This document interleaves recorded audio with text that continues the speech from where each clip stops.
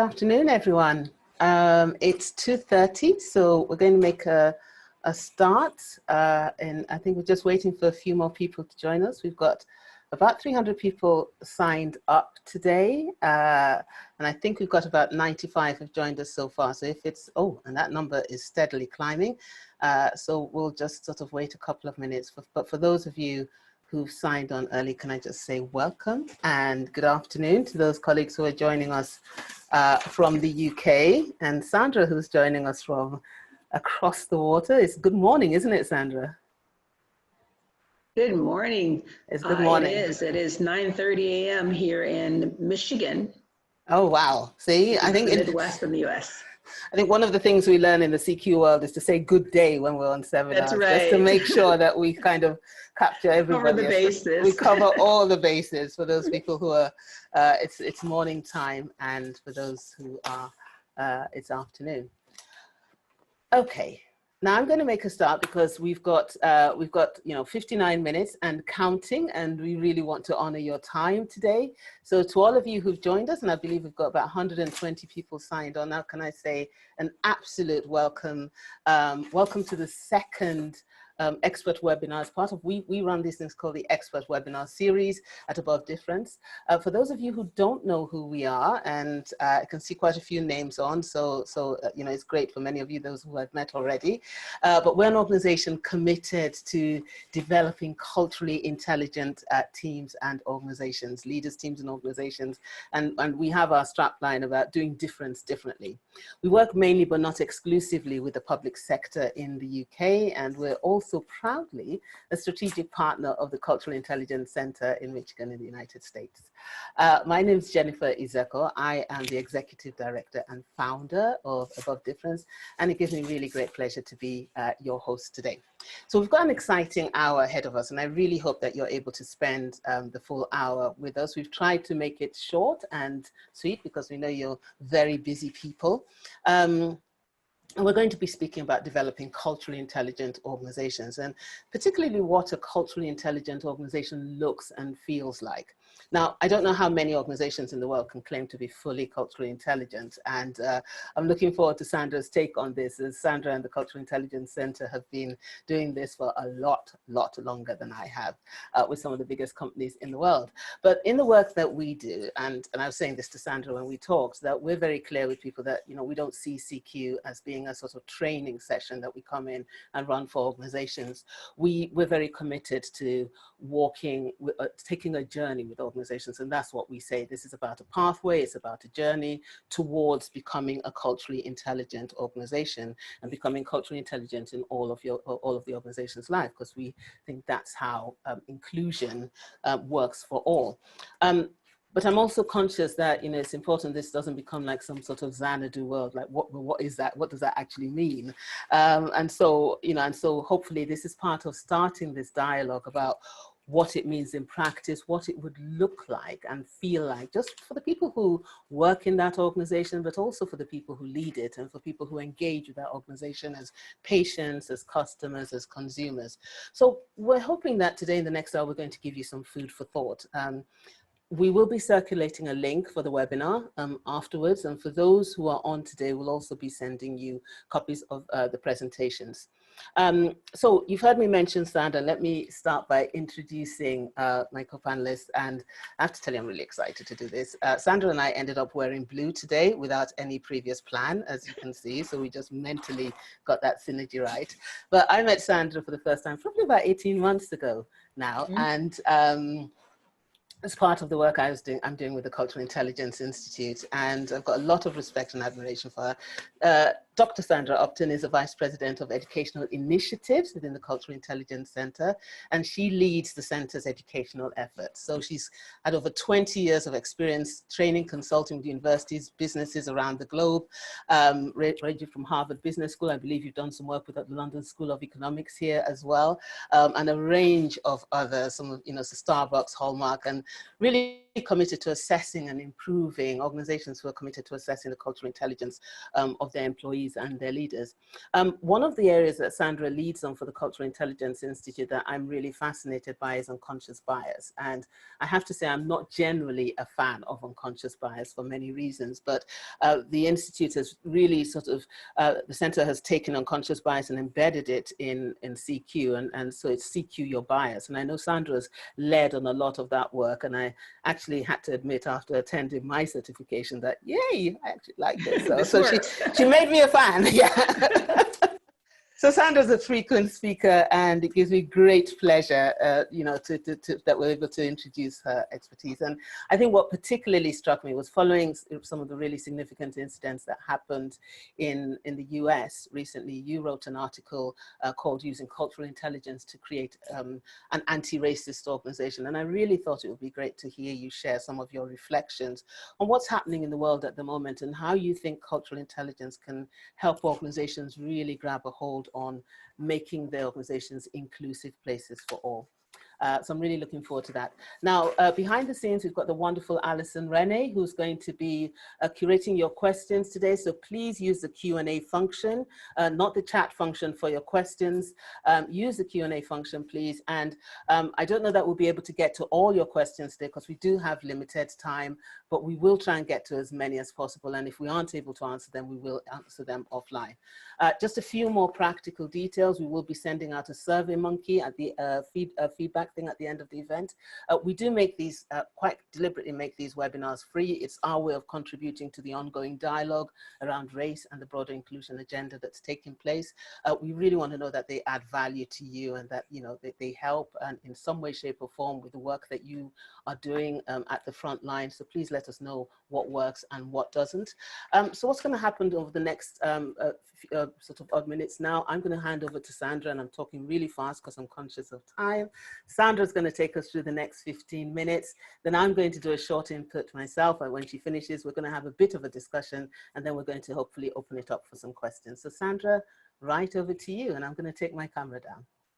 Fantastic. Thank you so much, Jennifer, and welcome to everyone. I am really excited to be a part of the conversation today. And while I do have a few thoughts to share for the next 15 minutes, I'm really most excited about learning from Jennifer, as I told her earlier, but then also engaging in some dialogue with you as participants. So welcome to the conversation, and we very much wanted to be just that, a conversation. So I am going to talk at you for just a few moments to give you some high-level thoughts around cultural intelligence and how it connects to this idea of creating an anti-racist organization, and then also more broadly, the connection to what does it look like to create a culturally intelligent organization. As Jennifer said, I've been with the Cultural Intelligence Center for a while now, for about 6 years. And prior to that, my background was in higher education, but I've had extensive work both in the education and the corporate and the nonprofit, and a huge footprint in the global community. And so I've worked across a lot of different organizations, a lot of different industries, and in working with them to develop cultural intelligence, just have discovered a lot of best practices that are, I think, useful and relevant regardless of what organization you're part of. I understand that we've got a very diverse audience today. Many folks, I understand, are in the healthcare industry, but also in other sectors.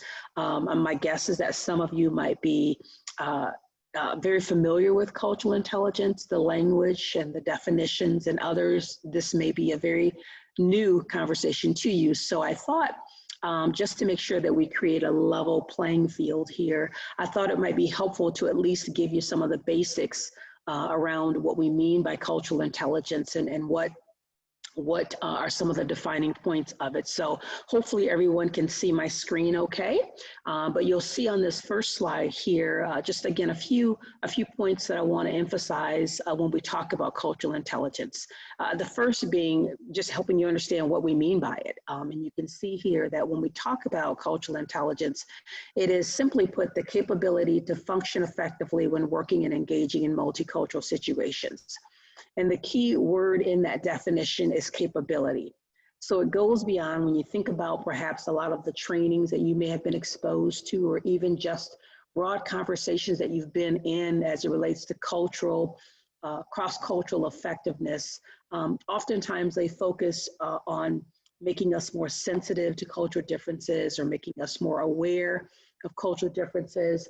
And those have a place in the conversation, but neither of them guarantee our effectiveness, right? I can be very sensitive. I can love engaging with people who are different from me. But again, that passion alone does not guarantee my effectiveness. And so when we talk about cultural intelligence, it is a skill, right? It is a capability that we need if we want to be effective in our cross-cultural interactions. It is, the research behind cultural intelligence is incredibly extensive, it is robust, and it is rigorous. And I believe that Jennifer may have sent you at least one research article, or at least what I call a cheat sheet that highlights some of the details behind the extensive research behind the work that we've done, the framework, as well as the assessment tool that we've developed, which is the only academically validated tool in the world that measures cultural intelligence. So we know that CQ is a skill. It is a skill based on research that we've done. We know that cultural intelligence predicts our ability to work effectively across cultures. So regardless of what your role might be in an organization, as you improve your cultural intelligence, it predicts your ability to be effective when working across cultures. And we know that it can be improved. So we can always grow our CQ, and that's a very encouraging thing. And then when we talk about the CQ framework, the last comment I want to make about this slide here, when we talk about the CQ framework, there are really 4 key capabilities that we look at. We talk about your drive, which is all about your interest and persistence and confidence and motivation when engaging across cultures. We then look at your knowledge. How well do you understand perhaps some of the cultural differences and similarities of those that you might be engaging with or leading? And then we talk about strategy, which is your awareness and ability to plan for those interactions. And then the last capability is what we call CQ action, and that's all about behavior change. So all 4 of these capabilities make up our overall CQ, which is short for cultural intelligence, and all 4 are critical in our effectiveness. I can be motivated and I can be confident, but if I don't take that motivation and confidence to develop some understanding around the cultural differences and similarities that may be reflected in my interactions, I'm going to be limited. And then if I don't take that knowledge and develop some sense of a strategy or a plan for how I'm going to choose to engage, I will also still be limited. And then that last piece, if I don't take all 3 of those things and make sure that they influence behavior or necessary behavior change, I'm going to be limited. So overall CQ, it's our capability to work effectively across cultures. It is a skill that is malleable, it can be improved, right? So I thought that was important for you to understand, and especially as we think about CQ within the context of race. And how to create an anti-racist organization.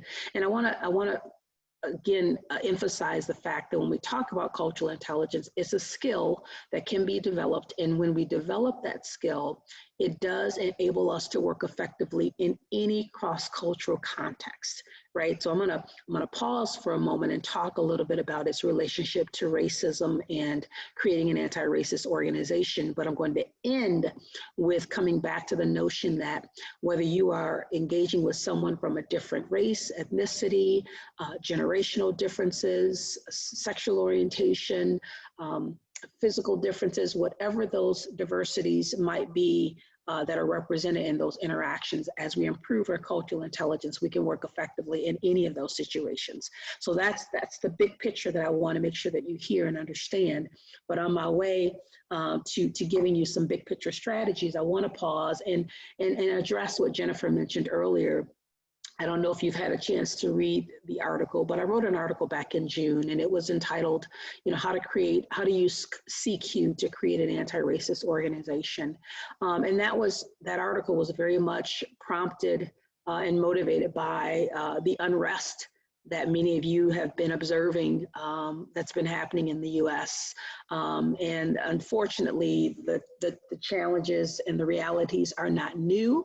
But one of the questions that often gets asked is what's different this time? And a friend of mine, I thought, summed it up perfectly by saying, I think this was one of the more recent opportunities where America had a front row seat at seeing someone be lynched, right, by a police officer. And there was no denial of what happened and the injustice behind that, and the fact that it literally took yet another life. So it's created obviously lots of conversations, lots of protests in the US, and also obviously abroad. It's been very fascinating and encouraging to see all of the support that's come from the UK as it relates to what's happening in the US, and in particular the George Floyd event. But what is unfortunate is what you see here on the screen here, right? So we see all of the protests. I wrote another article recently about, the call to action and the idea that, when I walk around just my own neighborhood, it feels like every other house has a Black Lives Matter sign in their yard. But the reality is, based on this latest study that was done by NPR, which is National Public Radio here in the US, it basically says that while people seem to be disheartened by what's happened in our country and seem to realize that change needs to happen, the reality is that they actually are not taking action steps to contribute to a solution, right? So this was a study that was just done this month, and they asked several Americans, how they were dealing with the issues of race in the US. And you can see on this slide here, this page sums it up, right? As the nation navigates this most consequential racial justice movement in a half century, some people have responded to the calls for action to remedy the country's racist past and present by protesting in the streets or doing something as simple as reading a book about race. But unfortunately, they remain the minority. And in particular, when it comes to white Americans, we have seen, much more talk than action. So here is just an example of one of the questions that was asked as a part of that survey. Since the death of George Floyd in May, have you personally taken any action to better understand racial issues in America, right? So just that first step of just making a commitment to develop your CQ knowledge, right? Why, how do we get here, right? And what's the history? Only 30%, so less than a third of whites have even made that commitment to just educate themselves, to develop their CQ knowledge. So, clearly we still are seeing major gaps between the talk and the walk. And so while these conversations are incredibly important and are necessary, it is such a reminder that if we don't take action, we will still just be talking next week, next year, and beyond. And we know, that you all, a big part of why you joined in the protest is because you can resonate with what is happening in the US. I heard I was listening to an interview with a Brit of African descent recently, and he was saying, when we see George Floyd, we see ourselves. George looks like me. He looks like my brother. He looks like, my cousin. And so what happened to him could happen to me right here in the UK. So there's a clear connection in terms of understanding the realities of what's happening in the US and some of those similar realities that are right there in the UK, and they are all bred out of, in many ways, a very ugly history that we've not fully acknowledged or reckoned with, and have committed to make the level of change, both at the individual and systems level, that's necessary. So it's very real, and there's a lot of work that needs to be done, but the commitment level has to absolutely go much deeper. So one of the things that I talked about in the article that I wrote back in June was this idea of how do we help people see the relationship between cultural intelligence and racism, right? So we know that, again, CQ is the capability to function effectively in any cross-cultural context. It's a skill that we need to develop. When we look at racism, right, we know that that is something that is very ugly and has been very powerful in our different societies. When we define racism, we know that it is a marriage of privilege and power. right? So I can't be racist if I don't have the power to make decisions that are going to have an impact on, on a society or a system. And so you have to have both the privilege and the power to be racist. But we know that CQ can be a very powerful strategy for moving us towards creating a more anti-racist organization. And so what I did in that article was tied some key strategies to the 4 capabilities that make up the overall CQ framework.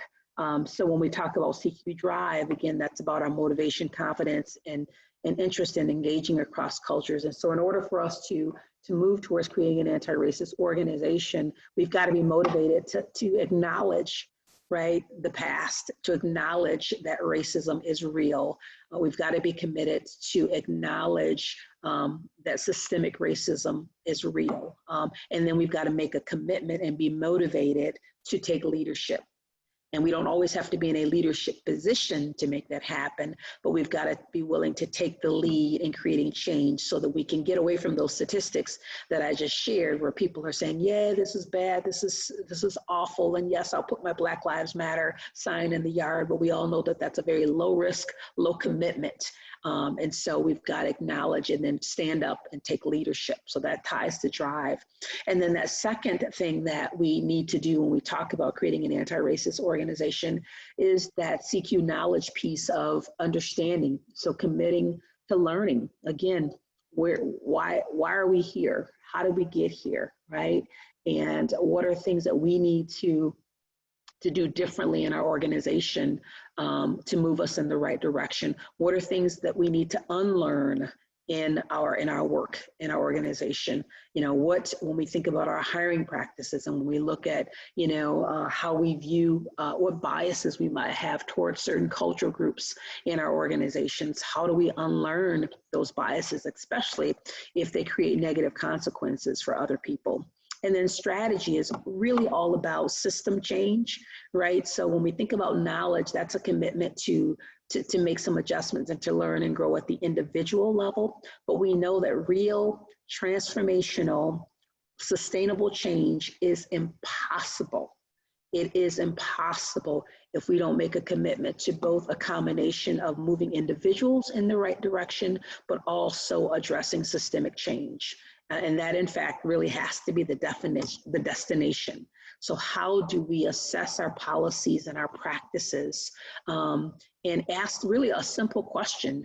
Does this policy or practice, does it serve as a benefit or barrier to our claimed commitment to diversity and inclusion and equity? And to becoming a more culturally intelligent institution or organization? Does it serve as a benefit? If it serves as a benefit, then let's keep it and let's keep improving it so that it can continue to make sure that it's creating situations where everyone in the organization is thriving. But if we know that this policy serves as a barrier, if we know that some things in our hiring practices serve as a barrier, right? And the indicator of that is maybe we don't have as much diversity in our leadership team. Maybe we don't have, perhaps people who are part of BAME, all right, are not getting promoted like they should be, and that top leadership looks primarily white. Those are systems issues that we need to look at. So does that system, does that policy or practice serve as a benefit or barrier to our I call it claimed commitment, right? Because there's a difference between claiming something and demonstrating it. Right. So if we claim to want to create diverse and inclusive and equitable organizations, then we've got to demonstrate that. Right. And then CQ action is that last part that really, again, when we look at the idea of behavior change, that's at the core of it, but being consistent in that behavior change. In the article that I wrote, I talked about the recent incident with Starbucks. And there was a lot of backlash where recently leadership had made the decision that employees could not wear any Black Lives Matter paraphernalia, nothing that would create in their minds, some kind of demonstrate some kind of political statement or would create some kind of chaos. Well, the problem with that was that just a month earlier, it was Pride Month. and employees were encouraged to wear things to demonstrate support to the LGBTQ plus community, which is fantastic. But they saw inconsistency there in terms of, okay, you're saying it's okay in this case, but in another case, you're saying it's a problem, or we don't want to create a problem. And so we have to think about that behavior change as an institution, as an organization, and make sure that we are consistent in our behaviors across all forms of diversity. So these were the 4 things that I highlighted in that article. And if you've not had a chance to read it, I do get into a few more specifics around that. And I would encourage you to go back and check that out. And I think you'll find it to be a bit insightful. So the last 2 things I want to say as we wrap my time up, and then I'll transition over to Jennifer.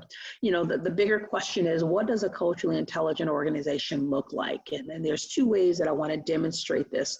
The first is what you see on the slide here, and it's what we call the CQ Learning and Development Pathway. And this is a model that I think it can be very helpful for you inside your organization, because every organization that we work with and that exists falls somewhere on this continuum, right? And as I said earlier, just like, you know, when we talk about creating an anti-racist organization, if we think more broadly and say, what does a CQ organization look like? It is impossible to move in that direction if we don't address things at both the individual and systems level, right? So when we think about most organizations, and as you're listening to me, I want you to think about where your organization might be on this continuum, right? So that first stage is what we call the unconscious incompetent, right? That's where the organization really is not even acknowledging the importance of diversity and inclusion, right? It's happening all around them. It's happening internally, but there's very little acknowledgement that it's an important thing to pay attention to and invest in. And then on top of that, the team, employees and leadership all lack the skills to even be able to navigate effectively across cultures. That second stage is what we call conscious incompetent. At that stage, there's a much higher level of awareness and commitment to diversity and inclusion and equity. And oftentimes you hear things like, we realize that this is very important and we want to make it a top priority, and the will is there, but oftentimes people are stuck. They don't know what to do. And then you couple that with the fact that they still lack skills. They lack the cultural intelligence. The third stage is where there is, again, still a very high level of consciousness, and the competence is improving, at least at the individual level. So the organization is making a commitment to improve the cultural intelligence of their employees. Oftentimes that probably is happening through some training. So training absolutely has its place. And it's an important part of a much bigger comprehensive strategy. So that's a good place to be, where there's a strong commitment. We've moved from just the claimed to at least demonstration, at least at the individual level. And so we've got employees now who have the skills to be able to navigate and work effectively with their coworkers and with customers. And if you're in the education space, with students that come from a diverse background. But that final stage is really where we want to be, right? That's the bullseye. And that's what we call the deepening model stage. And that is where we've made the commitment and we've demonstrated a commitment both at the individual and systems level, right? So we have made this commitment to develop the competence, the cultural intelligence of all of our employees, but we've also made an investment to do a deep and thoughtful analysis of our systems and our policies and our practices. And again, ask that simple question: does it serve as a benefit or barrier? And if it serves as a barrier, then what changes do I need to make? The other way to think about this, and then I promise I will wrap it up, is to think about what does an organization look like that lacks cultural intelligence compared to one that does, and what might be some of the outcomes or deliverables related to that.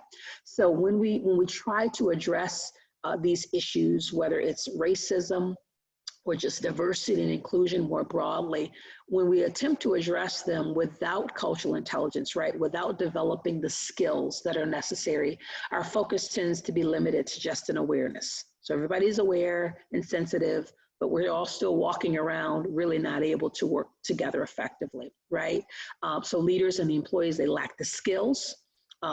to work with not only team members, but customers. And if we're not careful, what's likely still to happen is that our systems and policies will continue to perpetuate inequities, right?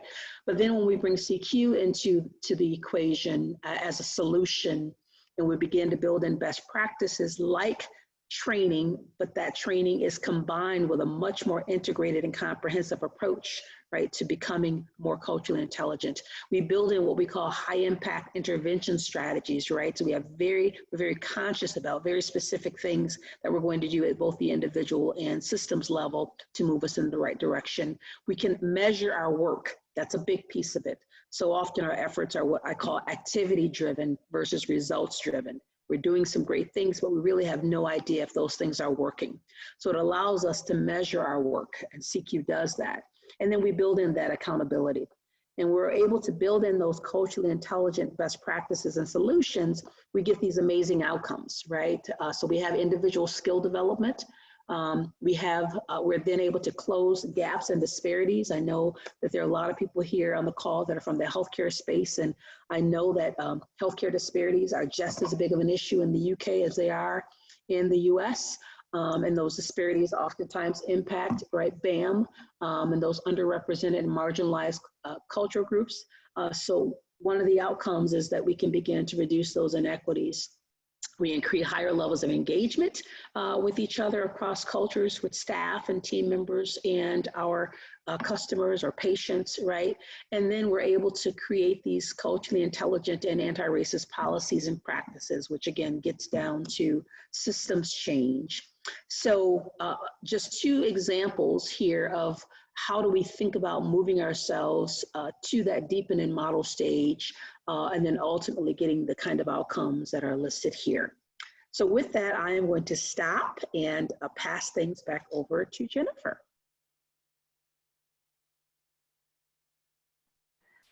Thank you very much. Thank you very much, Sandra. And I'm sure we've had lots of questions and people found that absolutely fascinating. I love the bit we said, is it a barrier or are systems a benefit or a barrier to claimed commitment? And I think there's lots of synergy in what I've prepared in terms of some of my thoughts as well, and what you've already said. So I'm going to very quickly just share some thoughts with you now about this. And I have to say, as I even begin to put those together, that that I'm conscious of the fact that one of the things that's absolutely great about the Cultural Intelligence Institute is how much of that work is driven by robust research.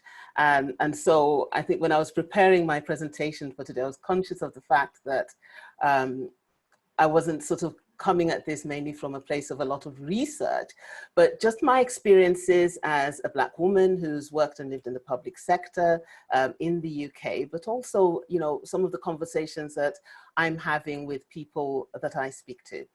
So I'm just trying to share my screen. Give me a moment because my presentation seems to have disappeared, and then we shall get right onto it. Okay, now where are we?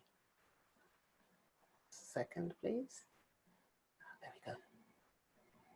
Okay. Right. So I'm conscious of the fact that we haven't got that much time, and I want to make sure that we are able to take quite a lot of questions from the panel. But I've been thinking a lot about what it is that makes organizations culturally intelligent, and I'm not going to repeat some of the things that Sandra's already said, because I think, you know, she was quite robust in that. But I think one of the things that, these are some of the things that I thought were important. We haven't got enough time for me to go through all of them. So I'm going to sort of just look at three of them in particular: leadership, cognizance, awareness, and inclusive systems and processes. And I think what's happened, even though Sandra and I didn't sort of work together to develop our presentations, what's pretty helpful is that I think she's already addressed quite a few of these to some degree. So when I was thinking about defining this, I thought it might be helpful just to put together some statements about what I thought. And cultural intelligence, I thought when it comes to leadership, leadership is so important when it comes to creating inclusive working environments, because I think leadership is all about influence. Leaders define the culture of organizations. And so often when we talk about how inclusive our organizations feel to people who work there, I think there's a big challenge there to the leaders. And I've written this statement. It says culturally intelligent organizations invest in developing the cultural intelligence and the intercultural capabilities and skills of their leaders, ensuring that they're competent at working and relating across diverse cultures. Now, in my experience, and I don't know for many of you who are listening, the challenge I have is, how do we test this? When we recruit people as leaders in organizations, particularly those who are big public sector organizations, health bodies, policing, schools, how do we actually test the capabilities of people to work interculturally? Or do we just assume that this is something that people should just do well because they're interested in it, or because they give the right answer at an interview and say they're committed to diversity or inclusion? And I think we have to get better at this. I also think that even where people don't come into jobs able to demonstrate and prove their ability to work effectively across cultures, then I do think that there's something about what we put in place immediately afterwards to develop leaders' cultural intelligence, and that being part of their professional development and also part of the standards by which they're held accountable. I find it interesting that actually we probably hold people more accountable for budgets and how they manage data and statistics than we hold them accountable for how they're actually leading and providing inclusive working environments. And so I think, quite, even though it's a bit of a mouthful, I've said here that leaders in these organizations understand that intentionally inclusive and accountable leadership at all levels is critical to developing and sustaining an inclusive culture.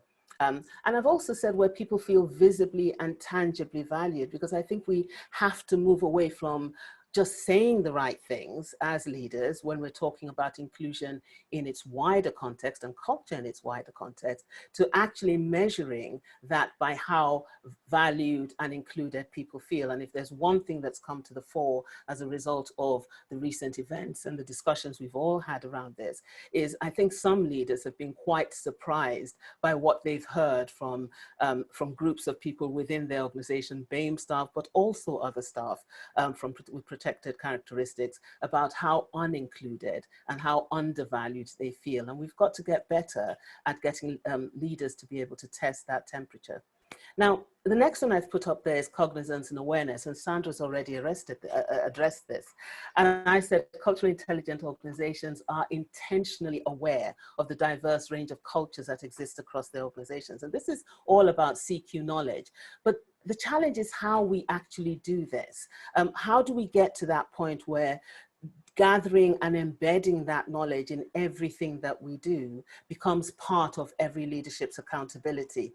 And I came upon this statement. It's from the Harvard Business Review for September 2020, a really interesting article written by Robert Livingston. And he said, if your employees don't believe that racism, and I think this could be applied to racism, but I think it can also apply to every other kind of ism or homophobia or everything else. If people don't believe that it exists in the company, then actually diversity initiatives will be perceived as the problem, not the solution.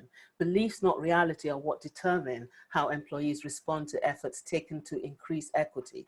So the first stage is that we've got to get everyone on the same page. And I don't think that's just about wonderful charts that display the data, but really organizations that are committed to promoting the lived-in experience and the voices of those people who are most need to be included, so that there's a real understanding. And what we don't have is people saying, well, you know what, that would never happen in this organization, or you know what, that's an American problem, it's not our problem, it's not the same. And I think for many of us who've had to deal with comments like that on social media, professionally, I think it's really important that we think about how there is that inbuilt cognizance and awareness within the organization about the reality of people's lived-in experiences, for stakeholders, workforce, the reality of power imbalances and the experiences of marginalization. And then not just having that awareness at a board level or indeed a senior leadership team level, but really thinking about how that awareness is shared and embedded in the organization and how that informs organizational behavior, values, and attitudes. And I want to talk briefly about systems and processes because Sandra addressed that as well. And many of you, especially for those who are from the UK, will recognize this definition by Sir William Macpherson as a result of the investigation into the murder of Stephen Lawrence. The collective failure of an organization to provide an appropriate and professional service to people because of their color, culture, and or ethnic origin. And it can be seen and detected in processes. And I think quite a few people, I mean, obviously this particular definition has caused its own fair amount of controversy. And that's not why I've presented it today. But I think there are a number of key words in there that we need to think about. You know, what is appropriate for people from different cultures in terms of the way that an organization provides for people. And that's come up through some of the discussions we've had around the BAME and the COVID agenda. What's appropriate for people who have different cultural values, different cultural value preferences. And I think Sandra's put it in a way that is absolutely, you know, nails the point. That is it a barrier to inclusion, or is it indeed a benefit? And we almost need to go back and look at all our processes and procedures. And so what I've written is that, you know, culturally intelligent organization takes steps to understand the cultural and historical foundations on which some of their critical systems and processes were developed. Because a lot of those systems and processes are hand downs from a time when there wasn't as much diversity in that organization. I think those organizations have to be courageous and determined in their commitment to challenge these foundations, and if necessary, redefine their culture, systems, and processes within the context of interculturalism and diversity. And they need to be able to take culturally intelligent action to ensure that their systems are appropriate, inclusive, and based on a defined approach to working effectively across diverse cultures. Now, for those of you who might be saying on there, and I can't see all the Q&As at the moment, will Jennifer share some of these slides? Absolutely.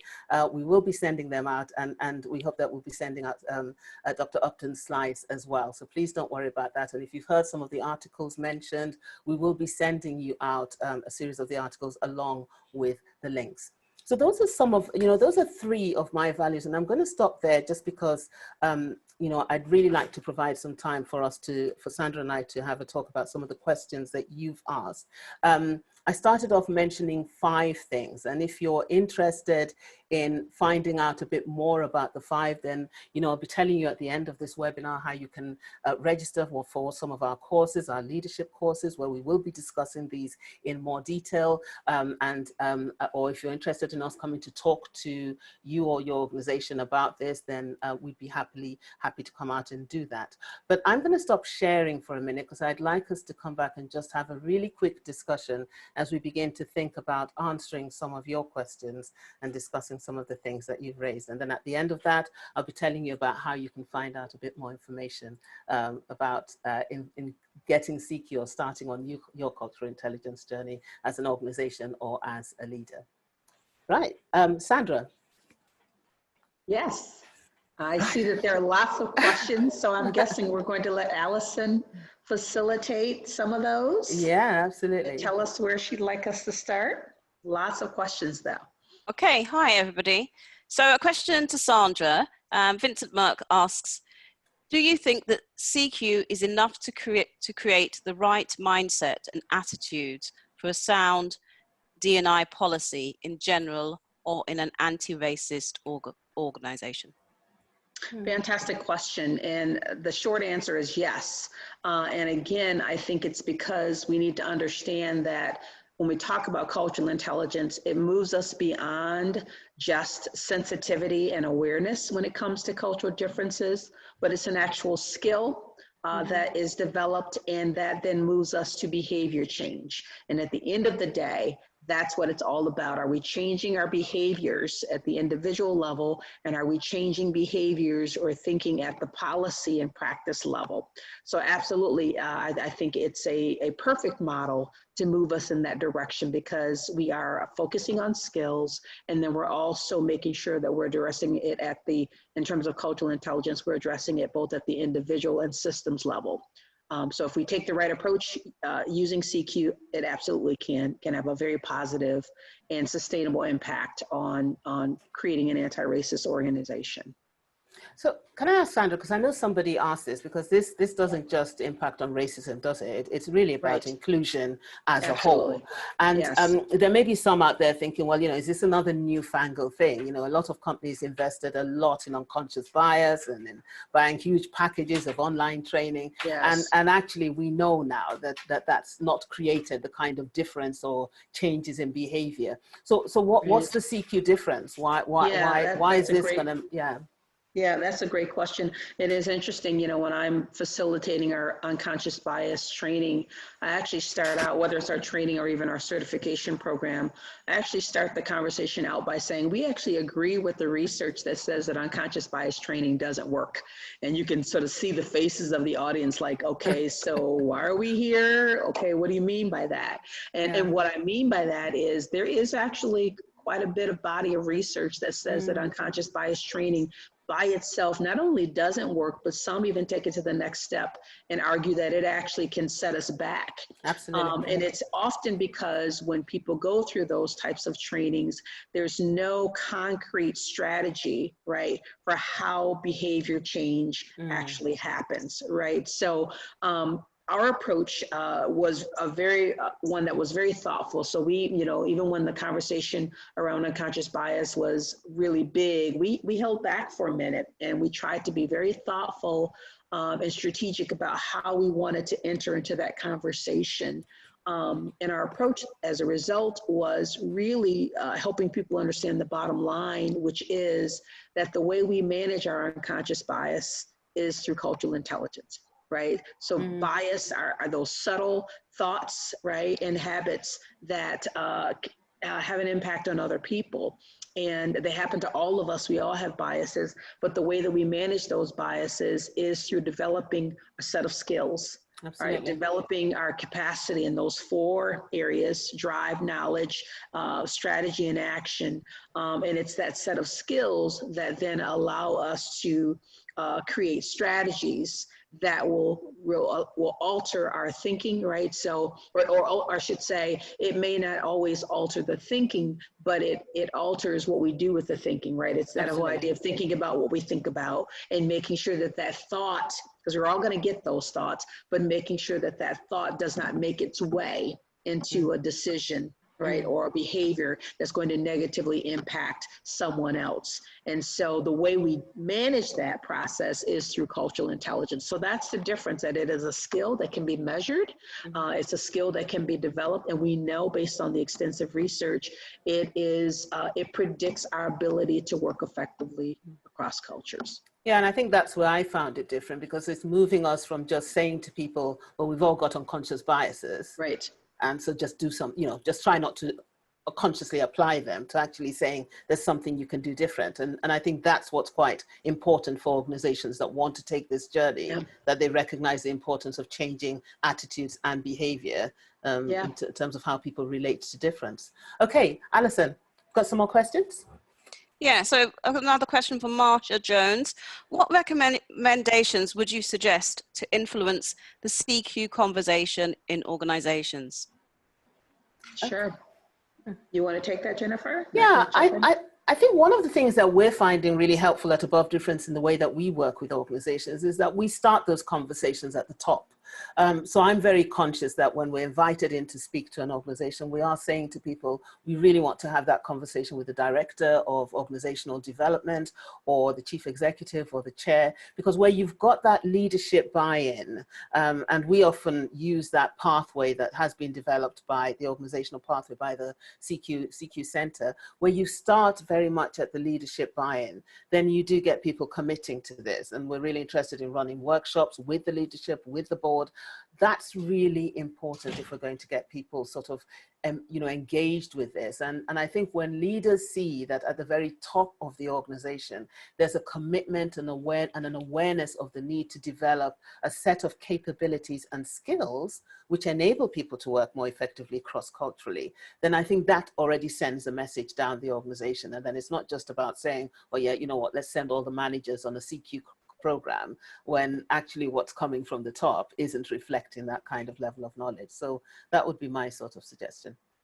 Sure, and I would add two other thoughts to that.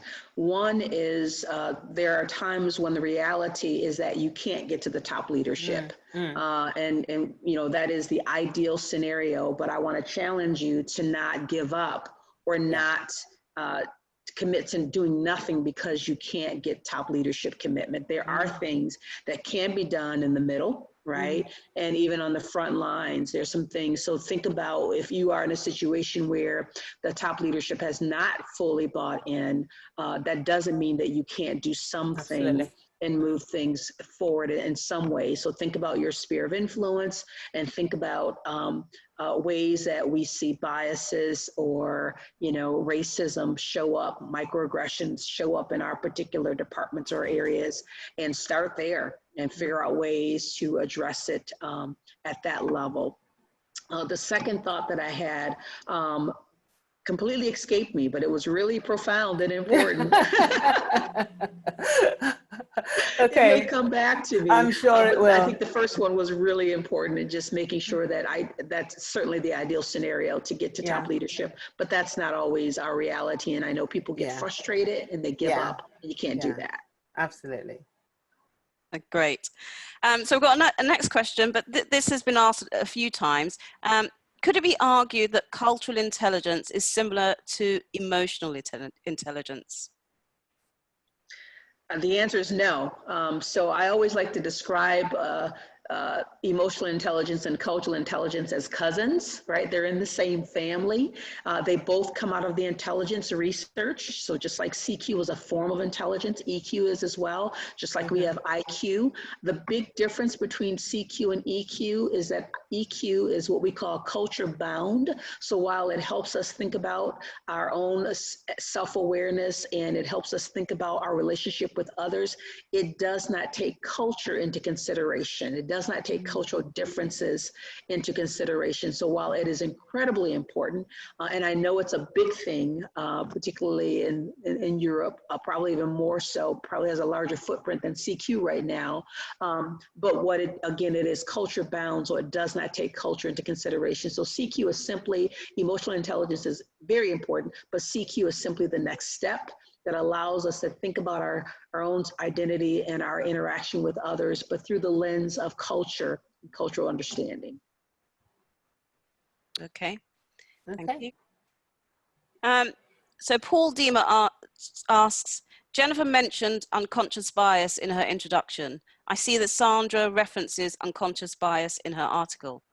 I'd like to ask Sandra whether she thinks the continued use of the term is useful within the context of CQ or more of a hindrance. Yeah, I think as long as it's used, the term is used properly, and people understand that the way you manage bias is through cultural intelligence, I think it's incredibly important for the conversation. Bias is real. It's very real, and it's very prevalent in our organizations, and it's prevalent at both the individual and systems level. So we need to address it.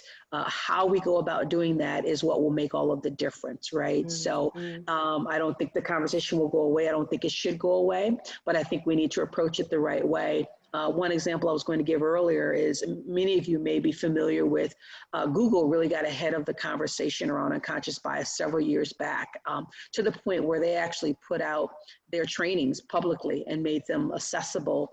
And they were good, but the challenge was when people walked away from those trainings, they were like, okay, now I know I'm biased, so now what do I do, right? And that's pretty typical of a lot of unconscious bias training. And it was the very reason why Google came to us to work with them, because they quickly learned that, yeah, it's great to help people understand what their biases are, but they've got to have some concrete, sustainable strategies, right, and skills for managing those biases. So I think as long as the conversation is facilitated in productive ways where people understand that you've got to move them towards behavior change and real solutions around those biases, you've got to keep that out in front of people. Okay, thank you. Joe Bayliss asks, what is your experience to get those in government, economic leadership and power being ignorant and less open-minded towards racial inequality and preconceptions, committed in embracing CQ? So what is your experience basically in getting those in power to become more open-minded towards racial inequality and preconceptions? Okay, should I take that? I mean, I'll take a little bit of that on. It'd be interesting to hear Sandra's experience on a much more global scale. I think increasingly in the UK, there's definitely much more of a curiosity and engaging with cultural intelligence. It's still got a relatively new footprint, a small footprint in the UK, Sandra, as you said. But I think there's a sense that people are also looking for something different to complement some of the stuff that's been done already. But also, I think there's more of a focus on how do we change behavior? What's the, we know what it is we need to do. We know that we've got this issue. We know that actually over the years, we haven't seen the level of change that we want to see, given the amount of time and resources we've put into this. And so I think there is the potential, but it is still new. And I think there's still many debates to be had about how this works for the UK public sector, for leaders, for people at all levels within organizations. And I think there's stuff we can learn from what's been done internationally around that. Yeah, Sandra, do you? I would echo all of that, and I would add to it the second point that I was going to make earlier that I forgot about that has now come back to me. So thank you for asking the question. It triggered that. I think a couple of things. So I think everything you just said, Jennifer, is right on target. I also think, anytime we can demonstrate bottom line impact, even with our governmental leaders, that's always a plus, right? Yeah. So helping them understand how it will make them more effective as leaders, and helping them understand how it's going to impact the bottom line in terms of their ability to serve the public in the most effective way possible. And I think that ties to the broader approach and philosophy around cultural intelligence, because we come at it, I call it the 2 Ps. There's the punitive approach, and then there's the potential approach, right? Absolutely. And when you approach people from the perspective of, if you don't do this, then these are the consequences, people tend to resist. And they shut down, including leaders. But when you come at it from a potential perspective, so can you imagine how much more effective you will be as a leader, we will be as a governmental agency or entity in serving the public if we implement these things that are going to develop the skills of our people and create the kind of behavior change that will create inclusive environments, right? And create equitable opportunities for the people that we serve. That along with some other data points that demonstrate bottom line impact all help move you in the direction of getting the buy-in from leadership. And I think there's just something about, cultural intelligence, people just get it. You run the workshops, you work with people really can see at the end of the day how it can make a difference to the way that they engage with the agenda, the way they lead. And I think that's what I find so fascinating about it. I love the punitive and potential. I've just noticed Rob Neal. Hi, Rob, has just commented on that as well. I think that's a really great way to capture that. Okay, have we got time? I think we're coming to the end of, I kind of thought this was going to be a very fast hour. We've got about two minutes left and loads of unanswered questions. So listen, guys, what we will try and do is we will, and I'm sure Sandra will work with us on this. We will try and answer all of these questions offline and put up the answers to you. Some really interesting comments and questions on there. A lot of it about how we sort of sustain the change, where CQ comes in on an organization, and what we can do to begin to start that dialogue and discussion. So, I mean, I think we could go forward and we could spend probably the whole day talking about this because I think there's just so much in it. But let me just very quickly say to people who are interested in finding out a bit more about this, I'm just going to share my screen for a minute, if that's okay. And just say very quickly that if you are interested in finding out a bit more, Some of the questions that you can be asking are: how culturally intelligent are your leaders and managers? What's their CQ? How much do employees know about the diverse cultures that exist within the organization? What the organization feels like from diverse cultural perspectives? How appropriate, relevant, thoughtful are your systems and processes for people, customers, patients, stakeholders? And I've quite deliberately used the word other there, because I think that's often how they're spoken about. And I think it's going back and really looking at whether they are a benefit or a barrier to how you engage with that.